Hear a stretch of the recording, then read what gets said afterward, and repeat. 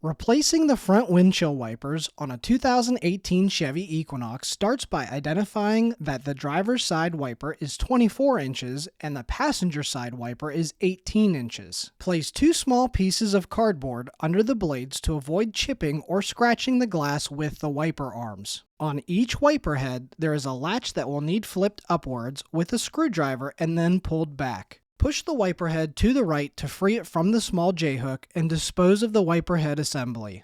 On the passenger side, remove the protective cover from the 18-inch wiper blade, flip the latch open, slide the head into the J-hook, and flip the latch back into place with a click as shown. On the driver's side 24-inch wiper, repeat the same process, flipping the latch open, sliding the wiper head to the right to remove it from the J-hook, remove the cover on the wiper blade, open the latch, slide the wiper head onto the J-hook, and close the latch. Following the instructions on these Rain-X wiper blades that come pre-treated with a water repellent, I made sure to clean the windshield of dirt and grime with window cleaner and ran the wipers across the cleaned and dried glass for 2 to 3 minutes. Running the wipers across dry glass transfers the Rain-X repellency to the glass. Lastly, to activate the repellency, the instructions call for us to apply wiper fluid to the windshield. That's it. Thanks for watching. If you liked it, give it a thumbs up and consider sending a few dollars my way to support my channel through the links below.